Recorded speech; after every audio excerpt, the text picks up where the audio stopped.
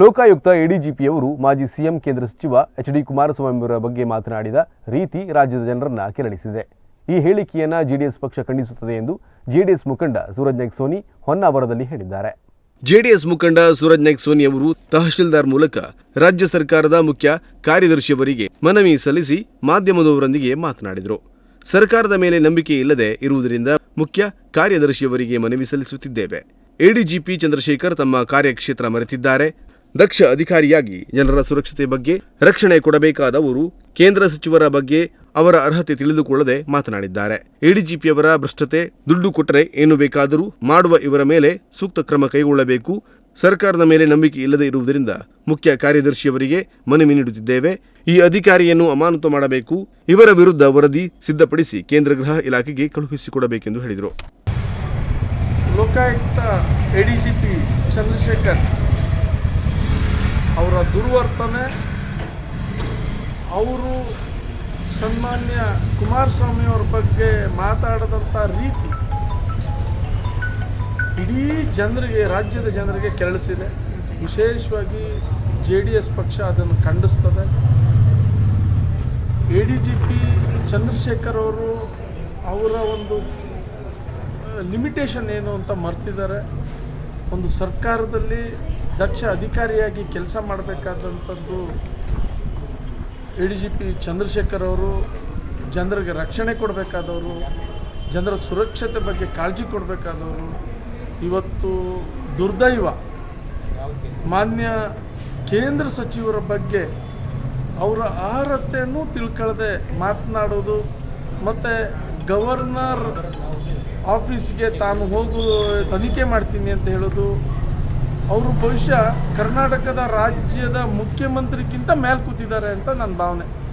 ನಾನು ಮುಖ್ಯಮಂತ್ರಿಗಳಿಗೆ ಈ ಸಂದರ್ಭದಲ್ಲಿ ಮನವಿ ಮಾಡ್ತೀನಿ, ನಿಮ್ಮ ಅಧಿಕಾರಿಗಳಿಗೆ ಈ ರೀತಿ ನೀವು ಸವಲತ್ತು ಕೊಟ್ಟರೆ ನಾಳೆ ನಿಮಗೂ ಆ ರೀತಿ ಮಾತಾಡಿದ್ರೆ ಆಶ್ಚರ್ಯ ಇಲ್ಲ. ಈಗಾಗಲೇ ಮೂಢ ಹಗರಣದಲ್ಲಿ ತಾವೇ ಹೇಳ್ತಿದ್ದೀರಿ, ನನಗೆ ಗೊತ್ತಿಲ್ಲದೆ ಆಯಿತು ಅಂತ. ಇಂಥ ಅಧಿಕಾರಿಗಳಿಗೆ ನೀವು ಎಲ್ಲ ರೀತಿಯಿಂದ ಅಧಿಕಾರ ಕೊಟ್ಟೆ ಈ ರೀತಿ ಆಯ್ತಾ ಅಂತ ನನಗೀಗ ಅನಿಸ್ತಾ ಇದೆ. ತಪ್ಪು ಕೊನೆಗೆ ನಿಮ್ಮದೇ ಆಗಿಬಿಡ್ತದೆ. ಹಾಗಾಗಿ ಈ ರೀತಿ ಅಧಿಕಾರಿಗಳಿಗೆ ಅವರ ಅಧಿಕಾರನ ಮೀರಿ ವರ್ತನೆ ಮಾಡೋದಕ್ಕೆ ಬಿಡಬೇಡಿ, ಕಡಿವಾಣ ಹಾಕಿ. ಮತ್ತು ನಮಗೆಲ್ಲೋ ಒಂದು ಕಡೆ ಸರ್ಕಾರದ ಮೇಲೆ ನಂಬಿಕೆ ಇಲ್ಲೋದ್ರಿಂದ ನಾವು ಮುಖ್ಯ ಕಾರ್ಯದರ್ಶಿಗಳಿಗೆ ಮನವಿ ಮಾಡ್ತಾ ಇದ್ದೀವಿ. ಇಲ್ಲಿ ಹೊನ್ನಾವರ ತಾಲೂಕು ಘಟಕ ಅಧ್ಯಕ್ಷರ ವತಿಯಿಂದ ಅವರ ನೇತೃತ್ವದಲ್ಲಿ ಇಲ್ಲಿ ಹೊನ್ನಾವರ ತಾಲೂಕು ನಮ್ಮೆಲ್ಲ ಮುಖಂಡರು ಸೇರಿ ಇವತ್ತು ತಹಸೀಲ್ದಾರ್ ಮುಖಾಂತರ ಮುಖ್ಯ ಕಾರ್ಯದರ್ಶಿ ವಿಧಾನಸೌಧ ಅವರಿಗೆ ಮನವಿ ಮಾಡ್ತಾ ಇದ್ದೀವಿ. ತಕ್ಷಣ ಆ ಅಧಿಕಾರಿನ ಅಮಾನತುಗೊಳಿಸಿ ಮತ್ತು ಅವ್ರ ವಿರುದ್ಧ ಕ್ರಮ ತಗೊಳ್ಳಿ ಮತ್ತು ಅವ್ರ ವಿರುದ್ಧ ಒಂದು ರಿಪೋರ್ಟ್ ಮಾಡಿ ಕೇಂದ್ರ ಗೃಹ ಖಾತೆಗೆ ಕಳಿಸ್ಕೊಡ್ಬೇಕು ಅಂತ ವಿನಂತಿ ಮಾಡ್ತೀವಿ. ಇಲ್ಲ ಅಂದರೆ ಈ ಜನರು, ನಮ್ಮ ಜನಸಾಮಾನ್ಯರು ನಿಮ್ಮ ಸರ್ಕಾರದ ಮೇಲೆ ಭರವಸೆ ಕಳ್ಕೊತಾರೆ. ನಮ್ಮ ಸುರಕ್ಷತೆ ಬಗ್ಗೆ ನಮಗೆ ಭಾಳ ದೊಡ್ಡ ಅನುಮಾನ ಆಗ್ತದೆ.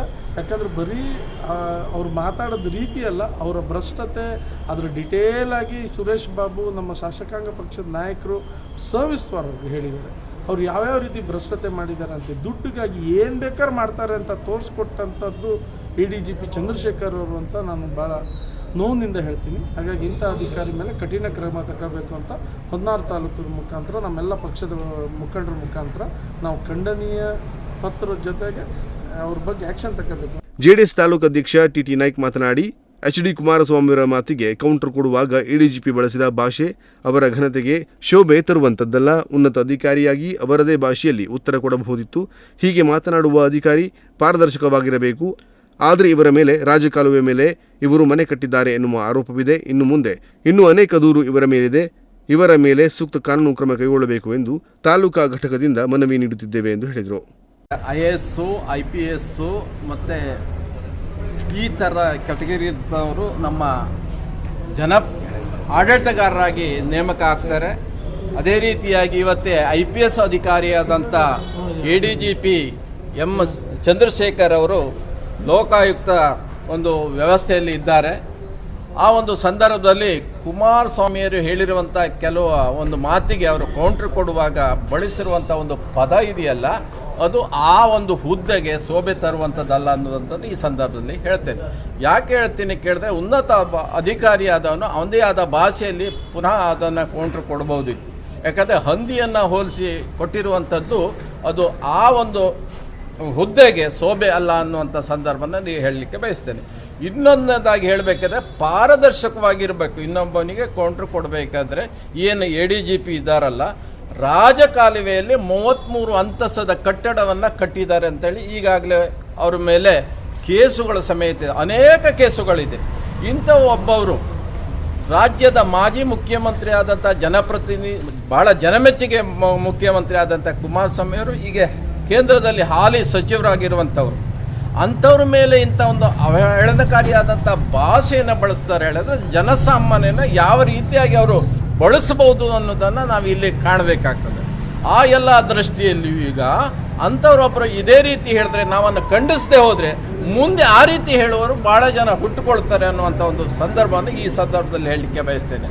ಹಾಗಾಗಿ ನಾವು ತಾಲೂಕಾ ಘಟಕದ ವತಿಯಿಂದ ಇದನ್ನು ಖಂಡಿಸ್ತಾ ಇದ್ದೇವೆ. ಹಾಗಾಗಿ ಇದನ್ನು ತಹಸೀಲ್ದಾರ್ ಮೂಲಕವಾಗಿ ಸರ್ಕಾರಕ್ಕೆ ಹೋಗಬೇಕು. ಸರ್ಕಾರದ ಕಾರ್ಯದರ್ಶಿಯರು ಇದನ್ನು ಕ್ರಮ ಕೊಳ್ಳಬೇಕಾಗ್ತದೆ. ಯಾಕಂದರೆ ಮಂತ್ರಿಗಳೆಲ್ಲ ಯಾರೂ ಅಲ್ಲ, ಯಾಕಂದರೆ ಕಾರ್ಯದರ್ಶಿಗಳು ಅದು ಕೇಂದ್ರಕ್ಕೆ ಕಳಿಸಿ ಕೇಂದ್ರದಲ್ಲಿ ಅವರಿಗೆ ಸರಿಯಾದಂಥ ವ್ಯವಸ್ಥೆ ಅಂದರೆ ಕೂಡಲೇ ಅವರನ್ನು ಅಮಾನತದಲ್ಲಿ ಇಡಬೇಕು ಅನ್ನೋಂಥ ಒಂದು ಸಂದರ್ಭವನ್ನು ನಾವು ಒಕ್ಕೂರ್ಲಿಂದ ಇವತ್ತೇ ಅದನ್ನು ಖಂಡಿಸ್ತಾ ಇದ್ದೆ ಅನ್ನೋಂಥ ಮಾತನ್ನು ಹೇಳ್ತಾ ಇದ್ದೇನೆ. ಈ ಸಂದರ್ಭದಲ್ಲಿ JDS ಪಕ್ಷದ ಮುಖಂಡರು, ಕಾರ್ಯಕರ್ತರು ಉಪಸ್ಥಿತರಿದ್ದರು. ನಾಗರಾಜ ನಾಯ್ಕ್, ನುಡಿಸಿರಿ ನ್ಯೂಸ್, ಹೊನ್ನಾವರ.